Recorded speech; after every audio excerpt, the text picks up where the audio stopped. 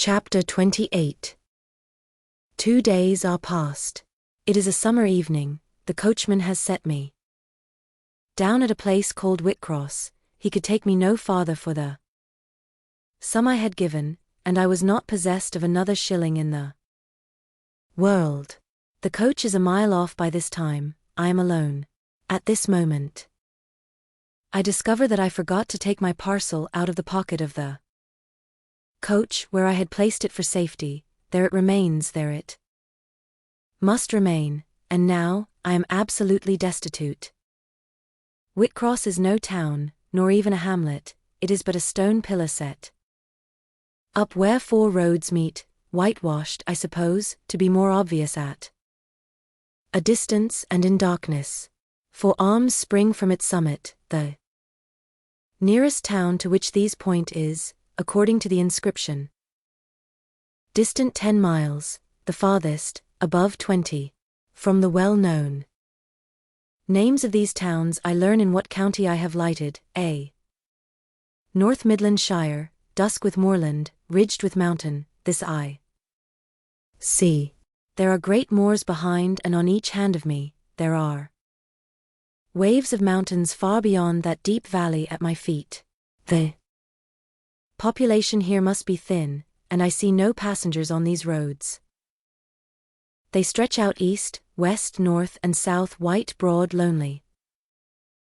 They are all cut in the moor, and the heather grows deep and wild to their very verge. Yet a chance traveller might pass by, and I wish no eye to see me now. Strangers would wonder what I am doing, lingering here at the signpost, evidently objectless and lost. I might be questioned. I could give no answer but what would sound incredible and excite suspicion. Not a tie holds me to human society at this moment. Not a charm or hope calls me where my fellow creatures are, none that saw me would have a kind thought or a good wish for me. I have no relative but the universal mother, nature. I will seek her breast and ask repose.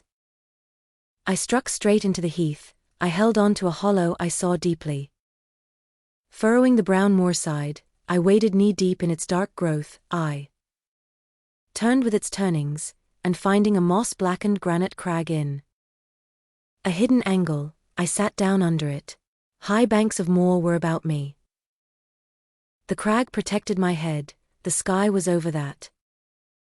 Some time passed before I felt tranquil even here. I had a vague dread that wild cattle might be near, or that some sportsman or poacher might discover me. If a gust of wind swept the waste, I looked up, fearing it was the rush of a bull. If a plover whistled, I imagined it a man. Finding my apprehensions unfounded, however, and calmed by the deep silence that reigned as evening declined at nightfall, I took confidence. As yet I had not thought, I had only listened, watched, dreaded. Now I regained the faculty of reflection. What was I to do? Where to go? Oh, intolerable questions, when I could do nothing and go nowhere, when a long way must yet be measured by my weary, trembling limbs before I could reach human habitation, when cold charity must be entreated before I could get a lodging, reluctant sympathy importuned, almost certain repulse incurred, before my tale could be listened to, or one of my wants relieved. I touched the heath. It was dry, and yet warm with the heat of the summer day. I looked at the sky. It was pure. A kindly star twinkled just above the chasm ridge. The dew fell, but with propitious softness. No breeze whispered.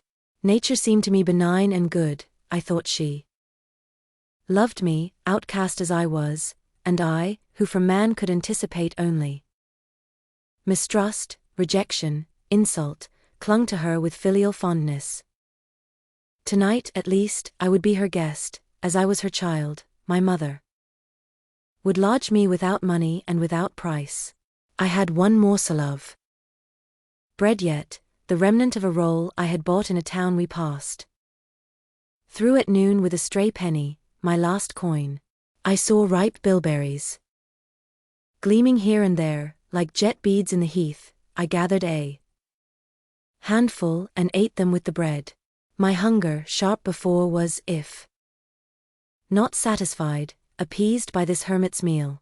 I said my evening prayers at its conclusion, and then chose my couch.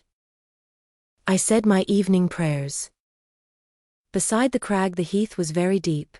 When I lay down my feet were buried in it, rising high on each side. It left only a narrow space for the night air to invade. I folded my shawl double, and spread it over me for a coverlet. A low mossy swell was my pillow. Thus lodged, I was not, at least at the commencement of the night, cold. My rest might have been blissful enough, only a sad heart broke it. It plained of its gaping wounds, its inward bleeding, its riven cords. It trembled for Mr. Rochester and his doom. It bemoaned him with bitter pity. It demanded him with ceaseless longing, and impotent as a bird with both wings broken, it still quivered its shattered pinions in vain attempts to seek him. Worn out with this torture of thought, I rose to my knees. Night was come, and her planets were risen, a safe, still night, too serene for the companionship of fear. We know that God is everywhere, but certainly we feel His presence most when His works are on the grandest scale spread before us, and it is in the unclouded night sky, where His worlds wheel their silent course, that we read clearest His infinitude, His omnipotence, His omnipresence. I had risen to my knees to pray for Mr. Rochester. Looking up, I, with tear-dimmed eyes, saw the mighty Milky Way. Remembering what it was, what countless systems there swept space like a soft trace of light, I felt the might and strength of God.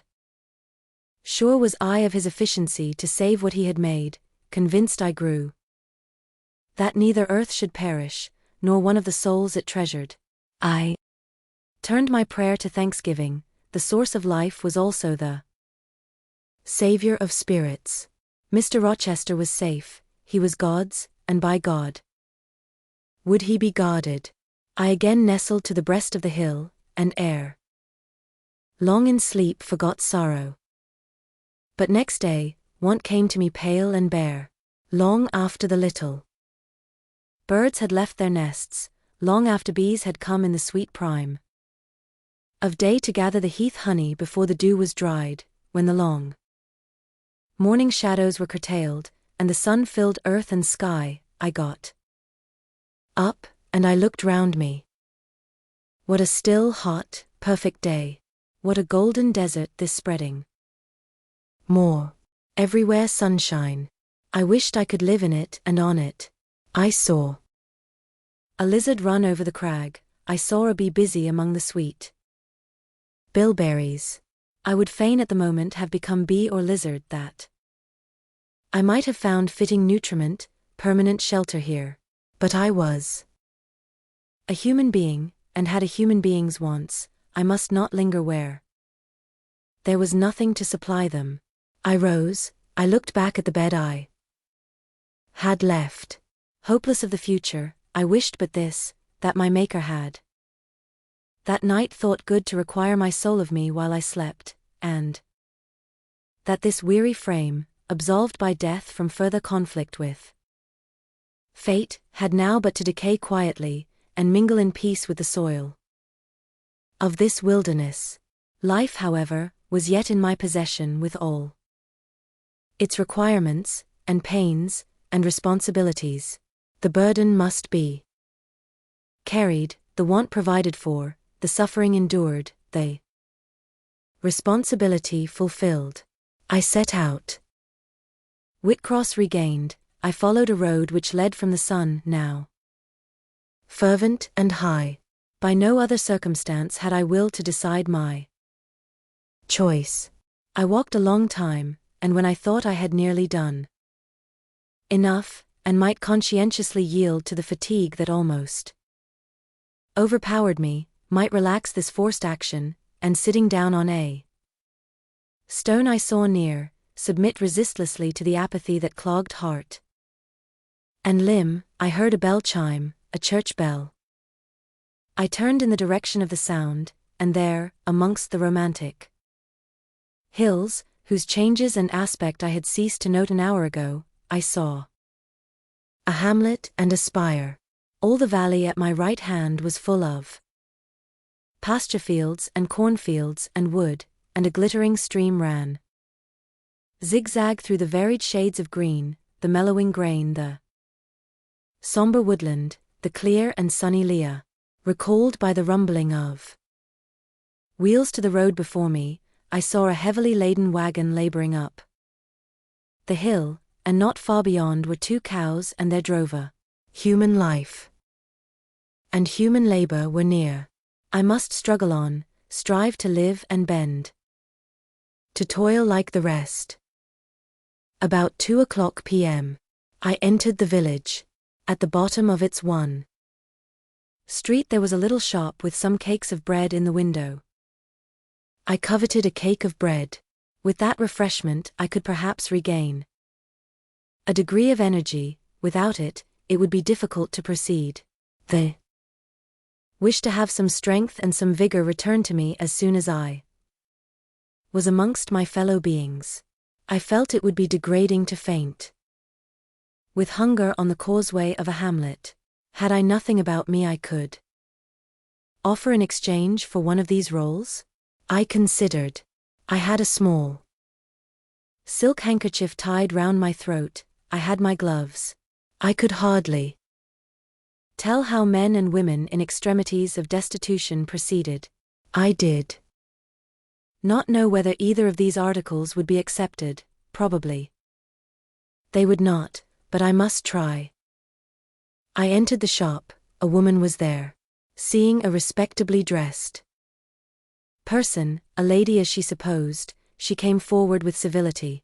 How could she serve me? I was seized with shame. My tongue would not utter the request I had prepared. I dared not offer her the half-worn gloves, the creased handkerchief. Besides, I felt it would be absurd. I only begged permission to sit down a moment, as I was tired. Disappointed in the expectation of a customer, she coolly acceded to my request. She pointed to a seat. I sank into it. I felt sorely urged to weep, but conscious how unseasonable such a manifestation would be, I restrained it. Soon I asked her if there were any dressmaker or plain workwoman in the village. Yes, 2 or 3. Quite as many as there was employment for. I reflected. I was driven to the point now. I was brought face to face with necessity. I stood in the position of one without a resource, without a friend, without a coin. I must do something. What? I must apply somewhere. Where? Did she know of any place in the neighborhood where a servant was wanted? Nay, she couldn't say. What was the chief trade in this place? What did most of the people do? Some were farm laborers, a good deal worked at Mr. Oliver's needle factory, and at the foundry. Did Mr. Oliver employ women? Nay, it was men's work. And what do the women do? I naught, was the answer. Some does one thing, and some another. Poor folk mun get on as they can. She seemed to be tired of my questions, and indeed what claim had I to importune her? A neighbor or two came in. My chair was evidently wanted. I took leave. I passed up the street, looking as I went at all the houses to the right hand and to the left, but I could discover no pretext, nor see an inducement to enter any. I rambled round the hamlet, going sometimes to A little distance and returning again, for an hour or more. Much. Exhausted, and suffering greatly now for want of food, I turned aside into a lane and sat down under the hedge. Ere many minutes had elapsed, I was again on my feet, however, and again searching something, a resource, or at least an informant. A pretty little house stood at the top of the lane, with a garden before it, exquisitely neat and brilliantly blooming. I stopped at it. What business had I to approach the white door or touch the glittering knocker? In what way could it possibly be the interest of the inhabitants of that dwelling to serve me? Yet I drew near and knocked. A mild-looking, cleanly attired young woman opened the door. In such a voice as might be expected from a hopeless heart and fainting frame, a voice wretchedly low and faltering, I asked if a servant was wanted here. No, said she, we do not keep a servant. Can you tell me where I could get employment of any kind? I continued. I am a stranger, without acquaintance in this place. I want some work, no matter what. But it was not her business to think for me, or to seek a place for me.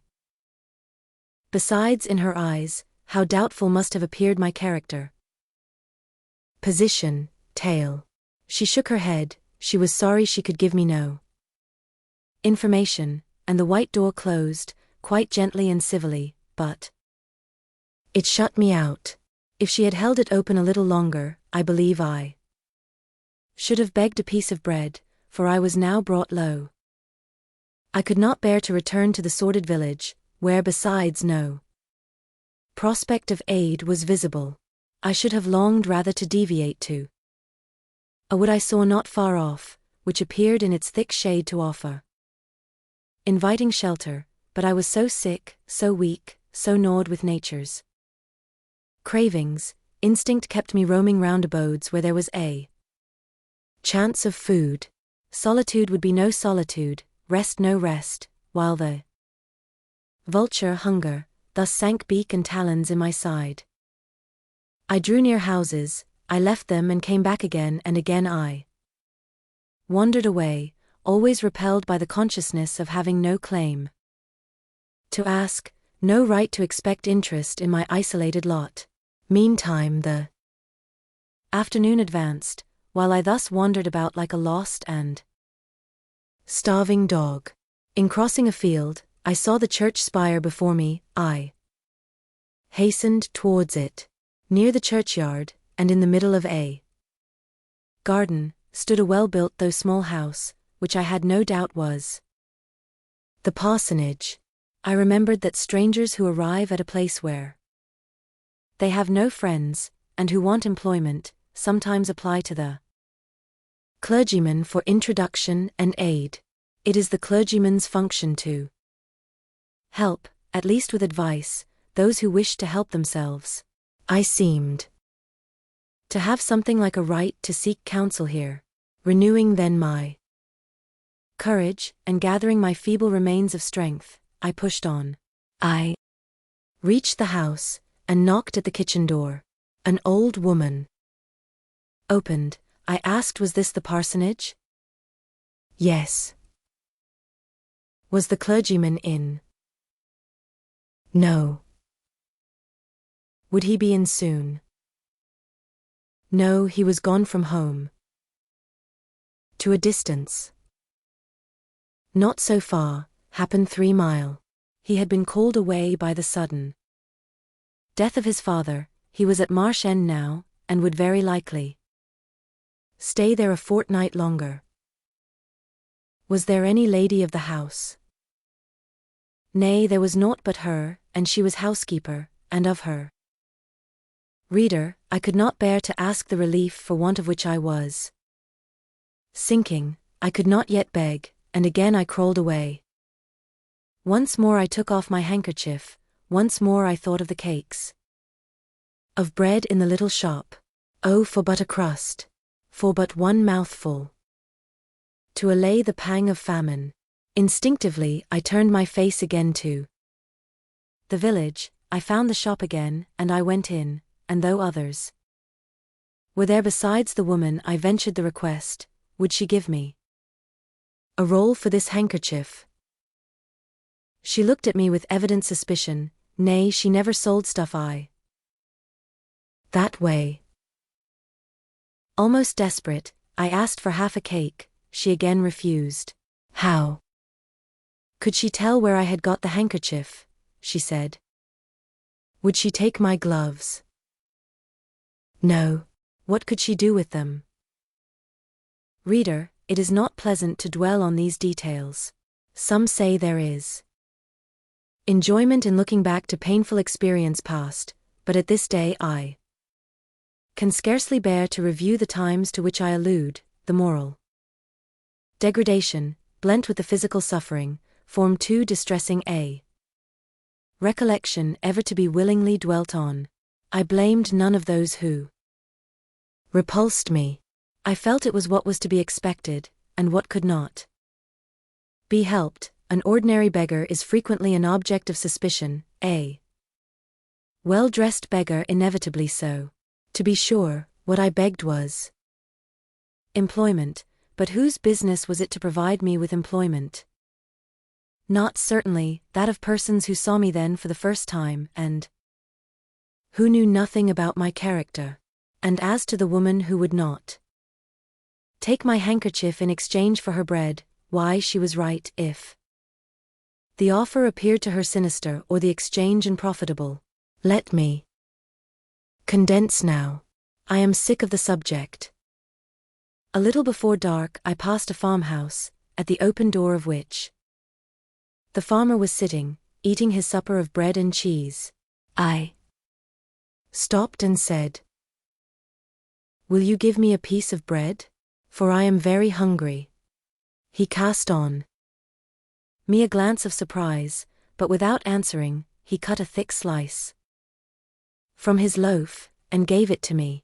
I imagine he did not think I was a beggar, but only an eccentric sort of lady, who had taken a fancy to his brown loaf. As soon as I was out of sight of his house, I sat down and ate it. I could not hope to get a lodging under a roof, and sought it in the wood I have before alluded to. But my night was wretched, my rest broken, the ground was damp, the air cold, besides, intruders passed near me more than once, and I had again and again to change my quarters. No sense of safety or tranquility befriended me. Towards morning it rained, the whole of the following day was wet. Do not ask me, reader, to give a minute account of that day. As before I sought work, as before I was repulsed, as before I starved, but once did food pass my lips. At the door of a cottage I saw a little girl about to throw a mess of cold porridge into a pig trough. "Will you give me that?" I asked. "Will you give me that?" I asked. She stared at me. "Mother," she exclaimed, "there is a woman wants me to give her these porridge." "Well, lass," replied a voice within, "give it her if she's a beggar. Pig doesn't want it." The girl emptied the stiffened mold into my hand, and I devoured it ravenously. As the wet twilight deepened, I stopped in a solitary bridle path, which I had been pursuing an hour or more. "My strength is quite failing me," I said in a soliloquy. "I feel I cannot go much farther. Shall I be an outcast again this night? While the rain descends so, must I lay my head on the cold, drenched ground? I fear I cannot do otherwise, for who will receive me? But it will be very dreadful, with this feeling of hunger, faintness, chill, and this sense of desolation, this total prostration of hope. In all likelihood, though, I should die before morning. And why cannot I reconcile myself to the prospect of death? Why do I struggle to retain a valueless life? Because I know or believe Mr. Rochester is living, and then to die. Of want and cold is a fate to which nature cannot submit passively. Oh, Providence, sustain me a little longer. Aid, direct me. My glazed eye wandered over the dim and misty landscape. I saw I had strayed far from the village. It was quite out of sight. The very cultivation surrounding it had disappeared. I had, by crossways and bypaths, once more drawn near the tract of moorland, and now only a few fields, almost as wild and unproductive as the heath from which they were scarcely reclaimed, lay between me and the dusky hill. Well, I would rather die yonder than in a street or on a frequented road, I reflected, and far better that crows and ravens, if any ravens there be in these regions, should pick my flesh from my bones, than that they should be prisoned in a workhouse coffin and moulder in a pauper's grave. To the hill, then, I turned. I reached it. It remained now only to find a hollow where I could lie down, and feel at least hidden, if not secure. But all the surface of the waste looked level. It showed no variation but of tint, green, where rush and moss overgrew the marshes, black, where the dry soil bore only heath. Dark as it was getting, I could still see these changes, though but as mere alternations of light and shade, for color had faded with the daylight. My eye still roved over the sullen swell and along the moor edge, vanishing amidst the wildest scenery, when at one dim point, far in among the marshes and the ridges, a light sprang up. That is an underscore ignis fatuus underscore was my first thought, and I expected it would soon vanish. It burnt on, however, quite steadily, neither receding nor advancing. Is it then a bonfire just kindled? I questioned. I watched to see whether it would spread, but no, as it did not diminish, so it did not enlarge. It may be a candle in a house, I then conjectured, but if so, I can never reach it. It is much too far away, and were it within a yard of me, what would it avail? I should but knock at the door to have it shut in my face. And I sank down where I stood, and hid my face against the ground. I lay still a while. The night wind swept over the hill and over me, and died moaning in the distance. The rain fell fast, wetting me afresh to the skin. Could I but have stiffened to the still frost, the friendly numbness of death, it might have pelted on, I should not have felt it. But my yet living flesh shuddered at its chilling influence. I rose ere long. The light was yet there, shining dim but constant through the rain. I tried to walk again. I dragged my exhausted limbs slowly towards it. It led me aslant over the hill, through a wide bog, which would have been impassable in winter, and was splashy and shaking even now in the height of summer. Here I fell twice, but as often I rose and rallied my faculties. This light was my forlorn hope. I must gain it. Having crossed the marsh, I saw a trace of white over the moor. I approached it. It was a road or a track. It led straight up to the light, which now beamed from a sort of knoll, amidst a clump of trees, firs apparently, from what I could distinguish of the character of their forms and foliage through the gloom. My star vanished as I drew near. Some obstacle had intervened between me and it. I put out my hand to feel the dark mass before me. I discriminated the rough stones of a low wall, above it, something like palisades, and within a high and prickly hedge. I groped on. Again a whitish object gleamed before me. It was a gate, a wicket. it moved on its hinges as I touched it. On each side stood a sable bush, holly or yew. Entering the gate and passing the shrubs, the silhouette of a house rose to view, black, low, and rather long, but the guiding light shone nowhere. All was obscurity. Were the inmates retired to rest? I feared it must be so. In seeking the door, I turned an angle, there shot out the friendly gleam again, from the lozenged panes of a very small latticed window, within a foot of the ground, made still smaller by the growth of ivy or some other creeping plant, whose leaves clustered thick over the portion of the house wall in which it was set. The aperture was so screened and narrow, that curtain or shutter had been deemed unnecessary, and when I stooped down and put aside the spray of foliage shooting over it, I could see all within. I could see clearly a room with a sanded floor clean scoured, a dresser of walnut with pewter plates ranged in rows, reflecting the redness and radiance of a glowing peat fire. I could see a clock, a white deal table, some chairs. The candle, whose ray had been my beacon, burnt on the table, and by its light an elderly woman, somewhat rough-looking but scrupulously clean, like all about her, was knitting a stocking. I noticed these objects cursorily only, in them there was nothing extraordinary.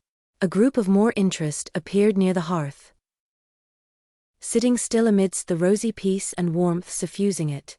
2 young, graceful women, ladies in every point, sat, one in a low rocking chair, the other on a lower stool. Both wore deep mourning of crepe and bombazine, which sombre garb singularly set off very fair necks and faces. A large old pointer dog rested its massive head on the knee of one girl. In the lap of the other was cushioned a black cat. A strange place was this humble kitchen for such occupants. Who were they? They could not be the daughters of the elderly person at the table, for she looked like a rustic, and they were all delicacy and cultivation. I had nowhere seen such faces as theirs, and yet as I gazed on them, I seemed intimate with every lineament.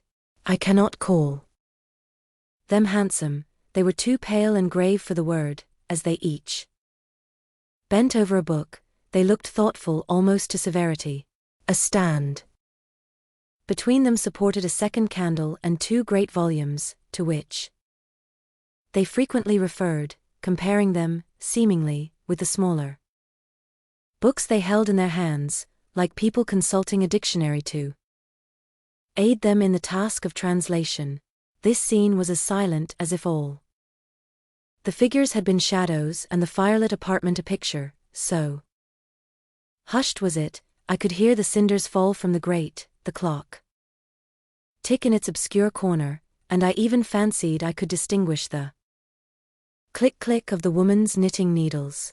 When therefore, a voice broke the strange stillness at last, it was audible enough to me. "Listen, Diana," said one of the absorbed students. "Franz and old Daniel are together in the night time, and Franz is telling a dream from which he has awakened in terror. Listen." And in a low voice she read something, of which not one word was intelligible to me, for it was in an unknown tongue, neither French nor Latin. Whether it were Greek or German I could not tell. "That is strong," she said when she had finished. "I relish it." The other girl, who had lifted her head to listen to her sister, repeated, while she gazed at the fire, a line of what had been read.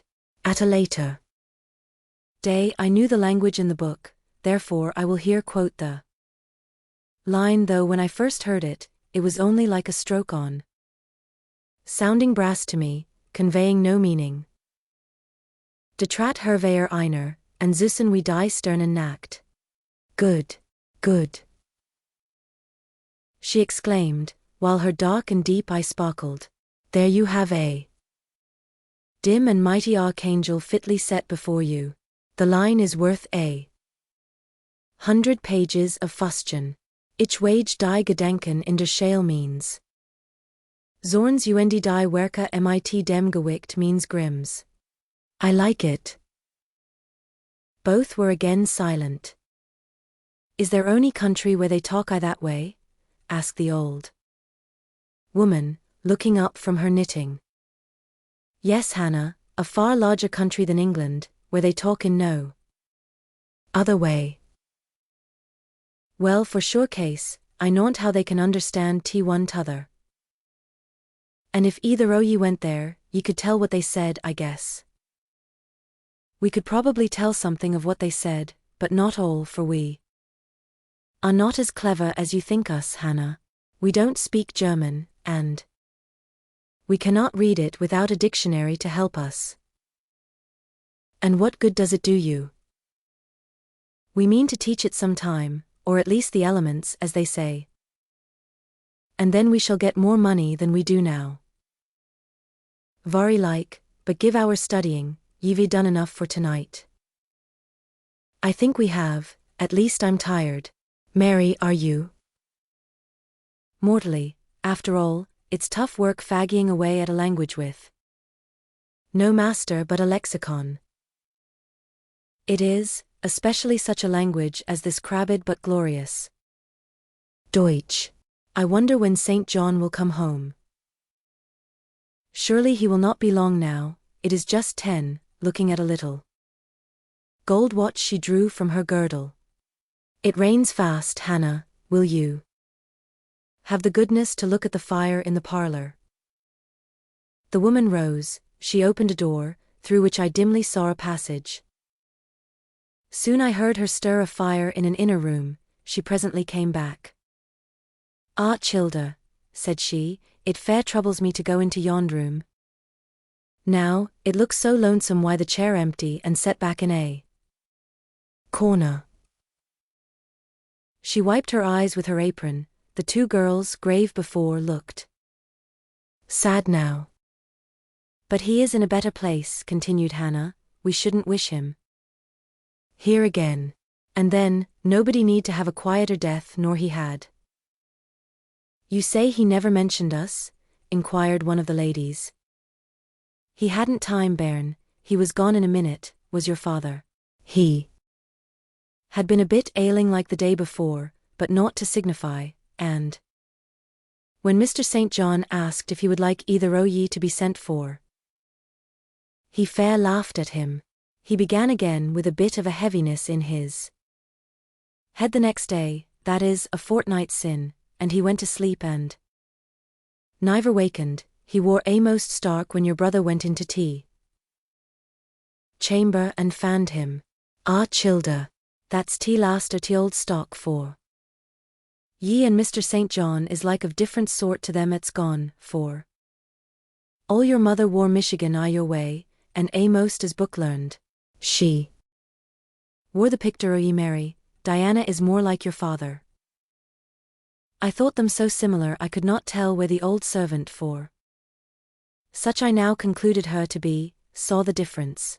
Both were fair complexioned and slenderly made, both possessed faces full of distinction and intelligence. One, to be sure, had hair a shade darker than the other, and there was a difference in their style of wearing it. Mary's pale brown locks were parted and braided smooth, Diana's duskier tresses covered her neck with thick curls. The clock struck 10. Ye'll want your supper, I am sure, observed Hannah, and so will Mr. St. John when he comes in. And she proceeded to prepare the meal. The ladies rose, they seemed about to withdraw to the parlor. Till this moment, I had been so intent on watching them, their appearance and conversation had excited in me so keen an interest, I had half forgotten my own wretched position. Now it recurred to me, more desolate, more desperate than ever, it seemed from contrast. And how impossible did it appear to touch the inmates of this house with concern on my behalf, to make them believe in the truth of my wants and woes, to induce them to vouchsafe a rest for my wanderings. As I groped out the door, and knocked at it hesitatingly, I felt that last idea to be a mere chimera. Hannah opened. "What do you want?" she inquired, in a voice of surprise as she surveyed me by the light of the candle she held. "May I speak to your mistresses?" I said. "You had better tell me what you have to say to them. Where do you come from?" "I am a stranger." "What is your business here at this hour?" "I want a night's shelter in an outhouse or anywhere, and a morsel of bread to eat." Distrust, the very feeling I dreaded, appeared in Hannah's face. "I'll give you a piece of bread," she said after a pause, "but we can't take in a vagrant to lodge. It isn't likely." "Do let me speak to your mistresses." "No, not I." "What can they do for you? You should not be roving about now, it looks very ill." "But where shall I go if you drive me away? What shall I do?" "Oh, I'll warrant you know where to go and what to do. Mind you don't do wrong, that's all. Here is a penny, now go." "A penny cannot feed me, and I have no strength to go farther." "Don't shut the door, oh don't, for God's sake." "I must, the rain is driving in." "Tell the young ladies. Let me see them." "Indeed, I will not. You are not what you ought to be, or you wouldn't make such a noise. Move off." "But I must die if I am turned away." "Not you." "I'm feared you have some ill plans, Agate, that bring you about folks' houses at this time o' night. If you've any followers, housebreakers or such like, anywhere near, you may tell them. We are not by ourselves in the house, we have a gentleman, and dogs. And guns." Here the honest but inflexible servant clapped the door to and bolted it within. This was the climax. A pang of exquisite suffering, a throe of true despair, rent and heaved my heart. Worn out, indeed I was, not another step could I stir. I sank on the wet doorstep, I groaned, I wrung my hands, I wept in utter anguish. Oh, this spectre of death! Oh, this last hour, approaching in such horror! Alas, this isolation, this banishment from my kind! Not only the anchor of hope, but the footing of fortitude was gone, at least for a moment, but the last I soon endeavored to regain. "I can but die," I said, "and I believe in God. Let me try to wait His will in silence." These words I not only thought, but uttered, and thrusting back all my misery into my heart, I made an effort to compel it to remain there, dumb and still. "All men must die," said a voice quite close at hand, "but all are not condemned to meet a lingering and premature doom, such as yours would be if you perished here of want." "Who or what speaks?" I asked, terrified at the unexpected sound, and incapable now of deriving from any occurrence a hope of aid. A form was near. What form? The pitch-dark night and my enfeebled vision prevented me from distinguishing. With a loud long knock, the newcomer appealed to the door. "Is it you, Mr. St. John?" cried Hannah. "Yes, yes, open quickly." "Well, how wet and cold you must be, such a wild night as it is." "Come in, your sisters are quite uneasy about you, and I believe there are bad folks about. There has been a beggar woman, I declare she is not gone yet, laid down there. Get up. For shame. Move off, I say. Hush, Hannah. I have a word to say to the woman. You have done your duty in excluding, now let me do mine in admitting her. I was near, and listened to both you and her. I think this is a peculiar case, I must at least examine into it. Young woman, rise, and pass before me into the house. Hush, Hannah, I have a word to say to the woman. With difficulty I obeyed him. Presently I stood within that clean, bright kitchen, on the very hearth, trembling, sickening, conscious of an aspect in the last degree ghastly, wild, and weather-beaten. The two ladies, their brother, Mr. St. John, the old servant, were all gazing at me. St. John, who is it? I heard one ask. I cannot tell, I found her at the door, was the reply. She does look white, said Hannah.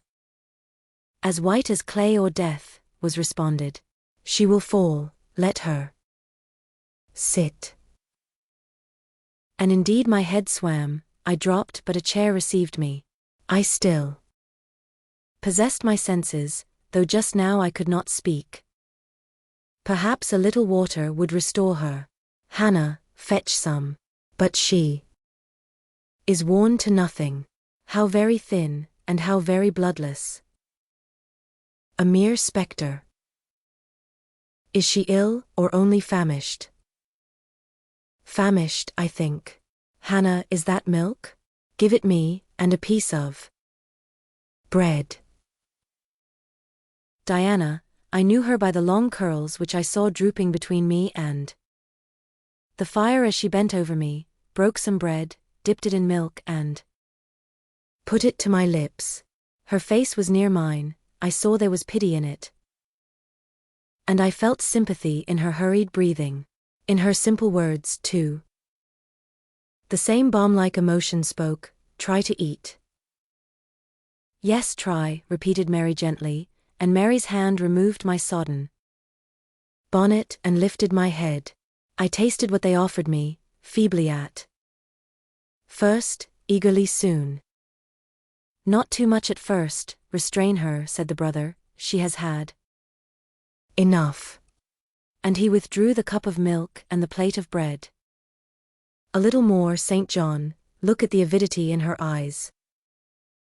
No more at present, sister. Try if she can speak now, ask her name. I felt I could speak, and I answered, my name is Jane Elliot. Anxious as ever to avoid discovery, I had before resolved to assume an _alias_. And where do you live?